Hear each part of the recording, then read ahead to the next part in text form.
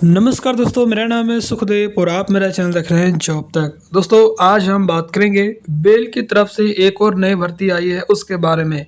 Bell Ghaziabad unit की तरफ से रिक्वायरमेंट आई है दोस्तों, आईटीआई डिप्लोमा के लिए परमानेंट जॉब। आईटीआई टेक्नीशियन और डिप्लोमा इंजीनियरिंग की रिक्वायरमेंट है, काफ़ी अच्छा रिक्वायरमेंट है और ज़्यादा सीटें की रिक्वायरमेंट भी रखी गई है। पूरी जानकारी के लिए वीडियो को लास्ट तक जरूर देखिए, वीडियो को एक लाइक करें, अपने दोस्तों में शेयर करें, चैनल को सब्सक्राइब करके बेल आइकन को भी जरूर प्रेस करें। तो चलिए वीडियो को स्टार्ट करते हैं। तो जैसे दोस्तों आप यहाँ पर देख सकते हो, ये इसकी ऑफिशियल नोटिफिकेशन है और ये वैकेंसीज भारत इलेक्ट्रॉनिक्स लिमिटेड जो कि government of India enterprises under the ministry of defence के अंतर्गत ये आया है। ठीक है, और कुछ दिन पहले यानी कि 1 या 2 दिन पहले बेल की तरफ से एक और वैकेंसीज आया था जो कि हैदराबाद यूनिट की तरफ से आया है। ठीक है, अभी जो रिक्वायरमेंट बेल की तरफ से जो आया है वो आपका गाजियाबाद उत्तर प्रदेश यूनिट की तरफ से आया है और ये भी आपका आईटीआई डिप्लोमा की रिक्वायरमेंट है और परमानेंट बेसिस जॉब आपका रहने वाले हो, तो काफी बढ़िया अपॉर्चुनिटी है दोस्तों। ठीक है, इसका जो नोटिफिकेशन रिलीज किया गया था आप यहाँ पर डेट दे सकते हैं, 9 अक्टूबर की वैकेंसीज को रिलीज किया गया है उसकी ऑफिशियल वेबसाइट पे। ठीक है, और ये इसका एडवर्टाइज नंबर यहाँ पर आप रीड कर सकते हैं। Bharat electronics limited, A Navratna company and India's premium professional electronics company required the following personal for the it's Ghaziabad unit and the permanent basis. ठीक है, तो ये वैकेंसीज आपका गाजियाबाद यूनिट की तरफ से है जो कि परमानेंट यानी कि रेगुलर बेसिस आपका जॉब रहने वाली है।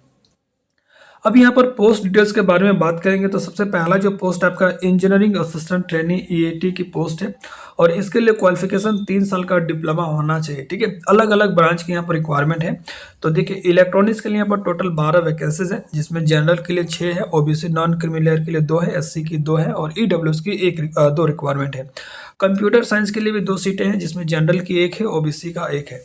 इलेक्ट्रिकल के लिए यहाँ पर ओनली जनरल में 1 सीटें हैं। मैकेनिकल के यहाँ पर 7 सीटें हैं जिसमें जनरल के लिए 2 है, ओबीसी की 2 है, एससी की 2 है और ईडब्ल्यूएस में 1 रिक्वायरमेंट है। ठीक है, और यहाँ पर इनका जो पेमेंट जो रहेगा दोस्तों, यहाँ पर ग्रेड WG 7 CP 6 रहेगा जिसमें पे स्केल 24,500 से लेकर 90,000 तक रहेगा और इसमें हर साल आपका बेसिक सैलरी का 3% इंक्रीमेंट भी होगा।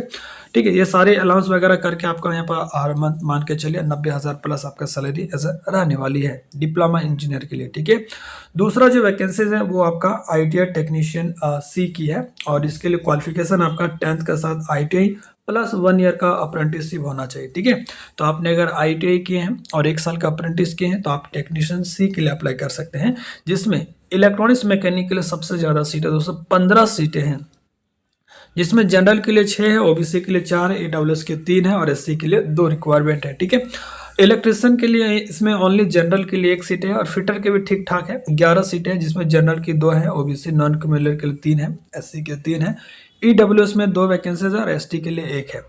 आईटीआई को जो सैलरी रहेगा दोस्तों, यहाँ पर बेसिक सैलरी यहाँ पर दे सकते हो 21,500 से लेकर 82,000 तक रहेगा, प्लस आपका 3% बेसिक सैलरी का हर साल आपका इंक्रीमेंट भी होगा और बहुत सारे इसमें अलाउंस वगैरह भी अब मिलता है दोस्तों। ठीक है, अब यहाँ पर देखिए engineering assistant trainee EAT will undergo training for an initial period of 6 months during which they will paid stipend of Rs 24,000 per month on successful completion of the training and passing the graduation test they will be placed in the regular pay scales indicated above। ठीक है, indicated above। तो जो engineering assistant training जो diploma वाले candidates हैं, अगर आपका final selection होता है तो पहले आपको 6 मंथ का ट्रेनिंग रहेगा। ठीक है, 6 मंथ ट्रेनिंग के दौरान आपका स्टाइपेंड भी मिलेगा जो कि 24,000।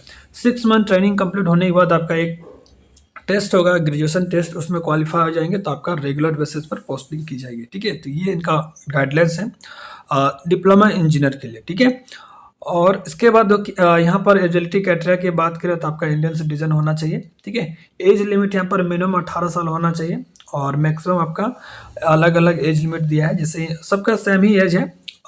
इंजीनियरिंग असिस्टेंट ट्रेनिंग डिप्लोमा के लिए आपका 28 साल होना चाहिए जो कि 1 अक्टूबर 2025 का आधार पर एज में जो है काउंटिंग रखा गया। ठीक है, टेक्नीशियन सी का भी एज लिमिट आपका 28 साल रखा गया जनरल कैंडिडेट के। बाकी यहाँ पर एज का रिलैक्सेशन भी आपको देखने को मिल जाएगा। ओबीसी के लिए 3 साल है, SC ST के लिए 5 साल है, और PWD कैंडिडेट है 40% डिसेबिलिटी, तो आपको 10 साल का एज रिलैक्सेशन मिलेगा। बाकी और भी एज रिलैक्सेशन को जो भी क्राइटेरिया गवर्नमेंट गाइडलाइंस के अनुसार तो वो आपको मिलेगा, ठीक है।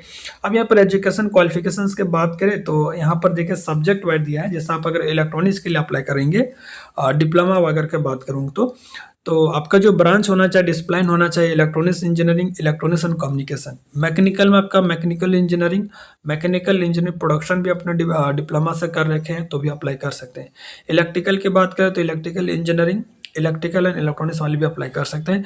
कंप्यूटर साइंस में आपका कंप्यूटर साइंस वाले अप्लाई कर सकते हैं, ठीक है। तो ये कुछ डिप्लोमा के रिलेवेंट जो ब्रांचेस होते हैं वो अप्लाई कर सकते हैं अगर इसमें से कोई भी ब्रांच है तो, ठीक है। फॉर IT टेक्नीशियन सी के बात करें तो इसका डिसिप्लिन सेम रहता है। आपका 10th के साथ आपका ITI ट्रेड जो दिया है इलेक्ट्रॉनिक्स मैकेनिक, इलेक्ट्रीशियन और फिटर ओनली, वही कैंडिडेट अप्लाई कर सकते हैं जो यहाँ पर आपका जो ट्रेड दिया है। जैसे इलेक्ट्रॉनिक्स मैकेनिक है तो ओनली इलेक्ट्रॉनिक्स मैकेनिक, फिटर है तो फिटर, इलेक्ट्रीशियन है तो इलेक्ट्रीशियन, ये कंडीशन यहाँ पर रखा गया। तो 10th के साथ ITI और 1 साल का अप्रेंटिस आपका होना चाहिए, तभी आप इसके लिए अप्लाई कर सकते हैं टेक्नीशियन सी के लिए, ठीक है। तो ये क्वालिफिकेशन आई थिंक सारी चीज़ आपको समझ में आया होगा। अब यहाँ पर जो मिनिमम परसेंटेज ऑफ मार्क्स की बात करें तो इंजीनियरिंग असिस्टेंट ट्रेनिंग के लिए आपको डिप्लोमा में EWS जनरल और OBC को 60% होना चाहिए। बाकी SC ST PWD है तो 50% है तो भी अप्लाई कर सकते हैं, ठीक है। टेक्नीशियन सी की बात करें तो इसमें भी EWS जनरल OBC का 60% होना चाहिए ITI में, और SC ST PWD है तो 50% है तो भी अप्लाई कर सकते हैं। यहाँ पर कोई भी एक्सपीरियंस नहीं मांगा, बिल्कुल फ्रेशर कैंडिडेट अप्लाई कर सकते हैं, ठीक है। अब जो है यहाँ पर सबसे पहले चीज़ यहाँ पर है registration in UP employment exchange is mandatory. Registration in Uttar Pradesh employment exchange should be valid and active as on the last date of application. 30 अक्टूबर तक इसका लास्ट डेट दिया है। तो आपको जो यूपी की एम्प्लॉयमेंट एक्सचेंज होता है उसमें आपका रजिस्ट्रेशन होना चाहिए, यानी कि एम्प्लॉयमेंट का जो एम्प्लॉयमेंट एक्सचेंज कार्ड होता है वो आपका होना चाहिए, तभी आप इसका फॉर्म भर सकते हैं, ठीक है। तो ये चीज़ आपको यहाँ पर देख सकते हैं। उसके बाद यहाँ पर ये भी लिखा है candidate whose name are sponsored by employment exchange to bell against this notification are advised to apply online, failing with their candidate will not be considered. तो जो भी यूपी के स्टेट के रहने वाले हैं और एम्प्लॉयमेंट एक्सचेंज में आपने रजिस्ट्रेशन किया है और आपको अगर मेल वगैरह आया है तो आपको अप्लाई करना चाहिए जो भी डेट दिया उस डेट से पहले, ठीक है।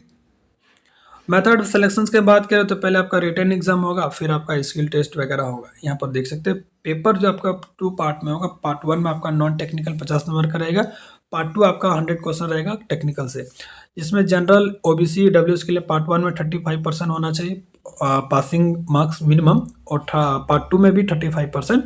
बाकी SC ST PWD है तो 30% आपको पार्ट 1 और पार्ट 2 में आना चाहिए, ठीक है। उसके बाद दोस्तों यहाँ पे अलाउंस वगैरह ये सारा डिटेल्स यहाँ पर दिया है। एप्लीकेशन चार्ज की बात करें तो 500 रुपये एप्लीकेशन चार्ज है प्लस 18% GST, आई थिंक, यानी कि 590 रुपये आपको एप्लीकेशन चार्ज देना पड़ेगा, जो कि ऑनलाइन के माध्यम से आपको पे करने हैं। और SC ST PWD और एक्स सर्विसमैन के लिए कोई भी आपका चार्ज नहीं लगेगा, ठीक है।